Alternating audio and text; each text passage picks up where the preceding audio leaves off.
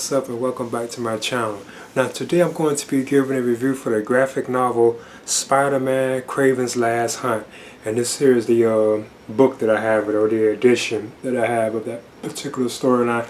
Now on mine it says The Amazing Spider-Man, but the actual whole storyline itself is just known as Spider-Man's Kraven's Last Hunt.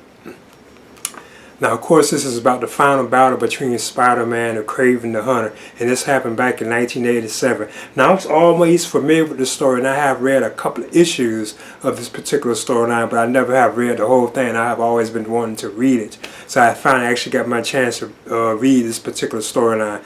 Now, this collects issues of Web Spider-Man 31 to 32, Amazing Spider-Man 293 to 294, and Spectacular Spider-Man 131 to 132. Now I must admit, this is a very dark tale about Spider-Man and Kraven the Hunter. And of course, you know, if you're like a fan of the storyline or you're a nobody, this is a spoiler alert. Kraven the Hunter, where Kraven himself, he actually like dies in the story, because this is about the final battle between him and Spider-Man. Now throughout this whole comic storyline, Spider-Man is wearing like his black suit, and this isn't like this symbiote suit, because this was before Venom even showed up or anything like that. This is just like the actual separate black suit that he had that looked like the symbiote suit. So he actually is wearing that throughout the storyline. And like I said, I don't want to go into it too much because it's kind of like spoiler territory. But eventually him and Kraven do come across and they have like a battle and they fight. And Kraven manages to like poison Spider-Man. And then he actually puts him like in the grave and he buries him like in the grave. I always saw some of the artwork for those particular stories were pretty cool too as well. Now you also get to see like Kraven like suffering, talking about he wants to like die, like about his family. They came from, I think, Russia and so on. They came to America. They was living like in poverty and so on. And then you also get to see like things between like Mary Jane and Peter Parker. They had just recently married, so you get to see how their relationship evolves. And then at this point, Spider-Man gets like taken out, and he's like missing for like days. I don't want to say how long he's actually missing in the story, but he ends up missing for a while because he's like in his grave that Kraven put him in, and you get to see what's going on with Mary Jane. Then at the same time, you have like this cannibal-like creature who's kind of like a man, mixture of like human and like an animal, and he's known as Vermin. I'm very familiar with Vermin. I'm very familiar with that particular character because he like lives in the sewers and he eats like flesh like humans. Because he actually like eats like a lady. I don't want to spoil it like in the story, you know. So that's how graphic and dark this tale actually is. But it is a very awesome tale. Like the writer J.M. DeMatteis, I think that's how I pronounce it, and the penciler Mike Zeck, they did a very good job on like the story and the art of this particular tale. Cause like throughout the whole story, it's always like constantly raining. It has like a very gloomy and dark and like atmospheric feel to it, like, you know, like a doom type feel to it. Cause we all know what happened to like Kraven in the end.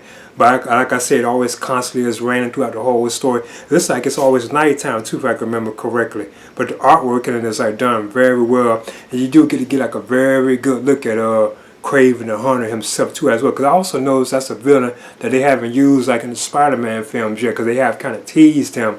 And I'm hearing that they talking about doing him, I think, like far as like how they did like the Morbius and so on, like he get like his own solo film. Because I was even hearing that it will revolve around this like particular storyline with like his final battle for Spider-Man. But it does turn out to be pretty awesome, and it's kind of cool. Like once Kraven kind of defeats Spider-Man, he actually takes Spider-Man. Well, he has his own suit. They don't never say how he got it, but he actually gets him like a black suit, just like Spider-Man. He goes around acting like he's Spider-Man, like trying to save people, but he's like violent and like kind of bad with his heroes. He actually kills somebody, so he's actually like ruining Spider-Man's name, because Spider-Man doesn't kill people, you know.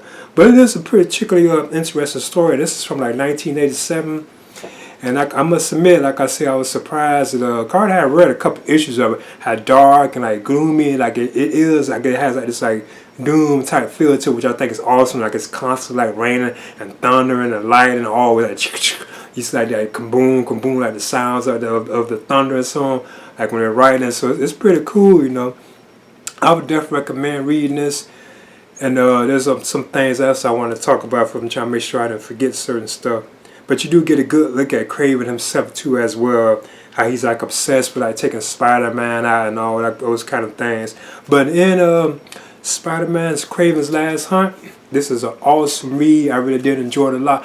I kind of want to give it an A-, but at times I do feel like it kind of dragged, and it was still something kind of off about what was going on with like the Vermin character. He had like a link to like Kraven the Hunter and Spider-Man too. Like he's very familiar with Spider-Man, but he also had like a link to Kraven too. And there was something kind of like off with that. But then I'm giving this a solid B, and I would definitely recommend reading this because I do believe this probably is one of the greatest Spider-Man stories that I have ever read. That's like collected, you know. So yeah, I'm giving this a solid B. Please leave a comment and subscribe too as well.